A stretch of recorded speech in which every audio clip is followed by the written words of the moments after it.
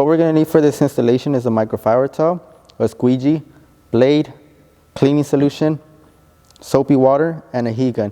If you don't have a heat gun, we could always use a hair dryer. In order to make the soapy water for your tint installation, what you're going to need is a spray bottle, baby shampoo. If you don't have baby shampoo, you could also use dishwasher soap, and distilled water. Now we grab the spray bottle and we add 1 or 2 drops of shampoo, and we fill up the rest with distilled water, and then you have your soapy water ready. In order to make your cleaning solution or tack solution, we want an empty spray bottle, 50 or 70% isopropyl alcohol, and distilled water.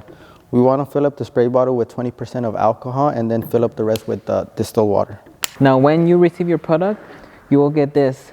These are the Challenger taillights.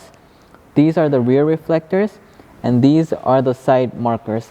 Now the side markers, they tell you which ones are for the front and which ones are for the rear. So let's start with the taillights. Now the first thing you want to do before anything, you want to make sure that your lenses are clean. Now let's go ahead and start installing the tints. So now right here I see that there's this bulge at the end towards the bottom, and if I look at the tints, I know that we have this piece. It matches the shape of the tail light, so we know that this piece goes here, and by default the piece right next to it would be this one. So let's go ahead and start installing. So let's go ahead and wet our tail light with soapy water. Wet our fingers also so we don't get any oil on the tint.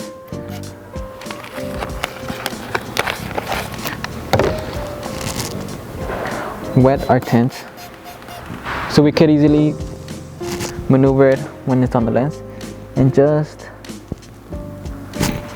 go over it, making sure that it covers all of the white parts. Looks good. Covers all of the white. There's no white part that is showing, so we could go ahead and start squeegeeing now. What you want to do is hold the tint in place and just slowly start squeegeeing out the water.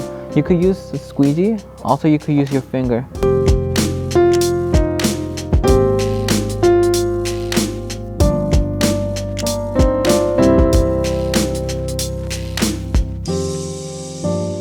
Once we're done squeegeeing out all the water, we could add a little bit of heat to help it adhere onto the lens.